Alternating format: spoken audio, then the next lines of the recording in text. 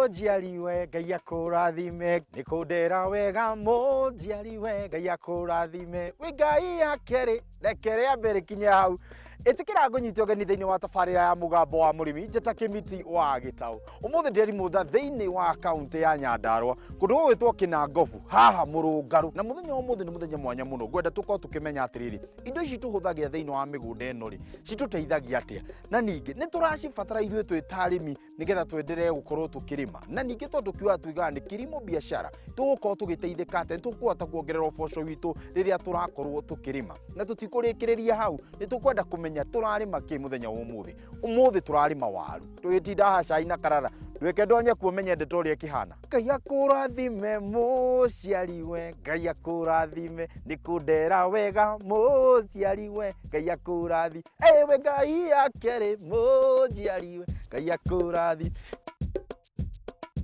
Jambo. Mzuri sana. Habari gani bwana? Mzuri sana. Mimi good wananiita hiyo jina Kimiti Gitao. Yes. Wewe nayo nakuita nani? Naitwa Eric Munene. Eric Munene kutoka kuzaliwa, umezaliwa hapa ama umezaliwa pande gani ndio ukuje sasa hapa? Nimezaliwa pande za Meru. Oh. Lakini Muga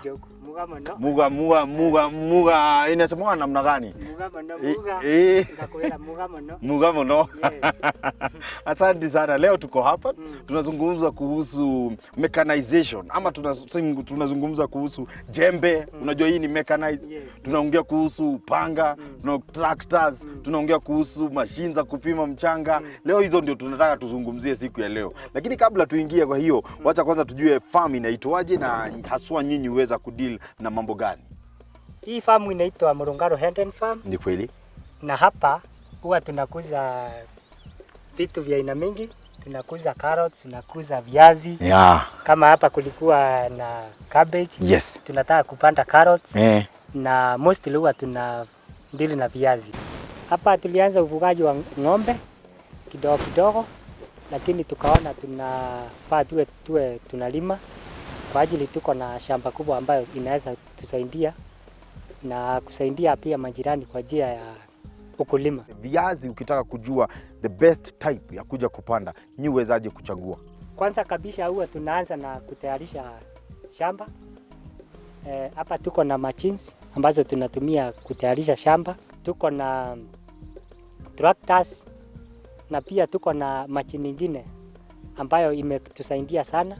Inaweza kupiga maji, kulima, kuchimbua viazi na ndipo tukaona inasaidia sana.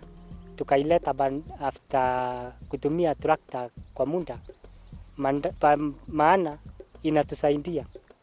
Yes. Kwa kusave mafuta na pia kazi inakuwa rahisi, hatuhitaji watu wengi. Hebu tueleze imewezaje kuwasaidia ukilinganisha na wale wakulima ambao mmeweza kuwa nao hapo awali? Kazi imekuwa rahisi. Tunaweza lima area kubwa. Yes. Ama kitambo tulikuwa tunalima just mahali kidogo, lakini sasa hii tunaweza lima hata eka 20 kwa muda kidogo sana. Tofauti ya kuweza kuwa na wakulima ambao wanaweza kutumia mikono yao na sasa machine haswa ni nini? Hii mashini kwanza unapotayarisha shamba kwa ekari moja kwa masaa mawili tu umemaliza.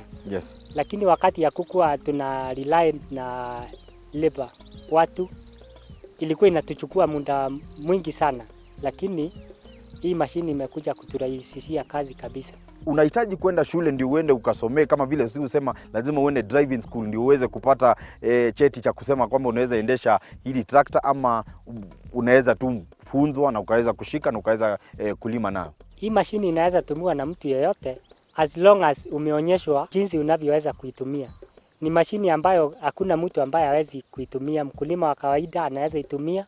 Yes. Bila hata kuhitaji kuenda kufunzwa. Mbegu ya viazi ni kitu ya maana sana. Hebu tueleze vile utakavyoweza kupanda mbegu zako ukifika ni kupanda, na pia uhakikisha kwamba mbegu ambayo umepanda ni ile ambayo imeidhinishwa na iko kabisa. Kwanza wakati tumelima viazi huwa tunafanya sorting ama kuchagua viazi ambayo inaweza wekwa na itoe the tubers. Tunafanya hivyo kwa njia ya kuhifadhi kwa our stores, na tunachagua si ile mbegu ndogo kabisa, inafaa iwe medium size. Hiyo ndio tunayochagua na tunaiweka kwa muda wa wiki 3 ama mwezi mmoja Hiyo mbegu ndio tunayoleta hapa shambani. Wakati tunasema kwamba variety ya viazi ni kitu ya maana, ni variety gani ambayo nyinyi huweza kupanda? Mostly hapa huwa tunalima shangi na kuna viazi ingine inaitwa asante, tulikuwa tumeitoa huko Timao Meru. Yes. Na tumeona hapa inafanya vizuri sana pia. Ni ya red in color na ni ya round. Na pia hebu tueleze, ni wakati tunasema kwamba tunataka kuzipatia nafasi ama ndio tunasema spacing, inafaa kuwa namna gani wakati tunapanda Eric? Inalingana na hali ya rutuba ya shamba. Wakati tunapopanda viazi zetu, kwa maana shamba yetu iko na rutuba nzuri na tena viazi hapa inafanya vizuri, huwa tunaweka space sababu ndio iweze kuweka viazi mnono.